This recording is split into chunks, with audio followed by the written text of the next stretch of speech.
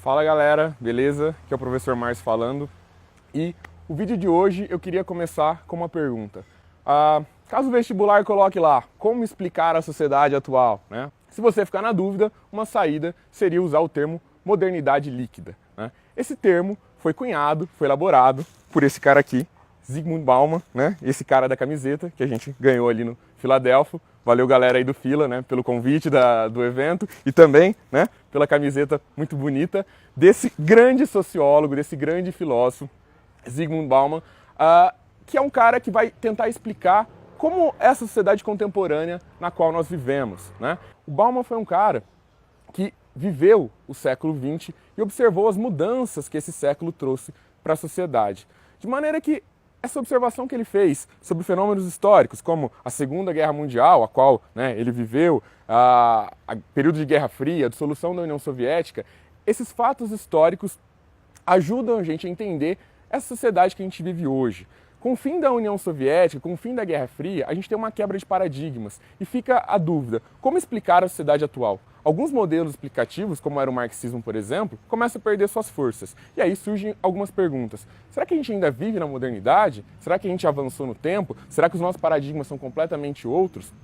E aí vem o Bauman com uma saída que é interessante. Enquanto alguns autores, pensadores, sociólogos consideram que a gente vive uma pós-modernidade, o Bauman diz que a gente ainda está na modernidade. Só que essa modernidade agora não seria uma modernidade sólida, ela seria uma modernidade líquida. Sim, como a água, nós seríamos fluidos, dinâmicos, escorregadios. A sociedade ela se molda a cada momento, a cada segundo. Nada nessa sociedade é feito para durar. E dentro dessa sociedade dinâmica, um dos fatos que promove, inclusive, essa dinamicidade na sociedade é nós termos saído de uma sociedade de produção, uma sociedade do consumo. O que seria isso?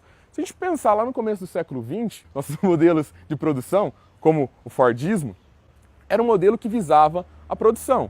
Hoje, né, a gente tem uma produção flexibilizada, você teve o toyotismo pós-Segunda Guerra Mundial, as relações de trabalho se flexibilizam, os meios de comunicação avançaram, né, de acordo com a revolução técnico-científica e informacional.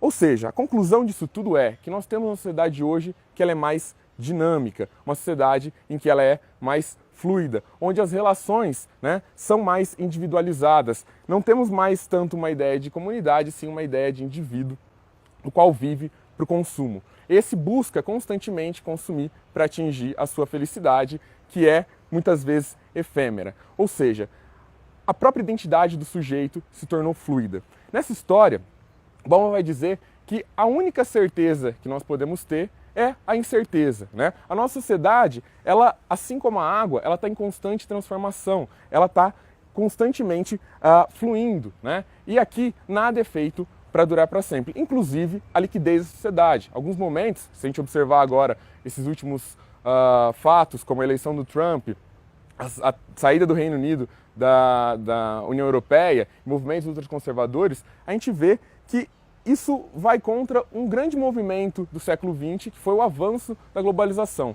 Mas ainda assim, isso mostra que somos uma sociedade que está em constante mudança. Bom, isso é um pouquinho do Bauman, é um autor de vasta teoria, ele vai falar da questão líquida em relação ao amor, em relação à felicidade, em relação à segurança.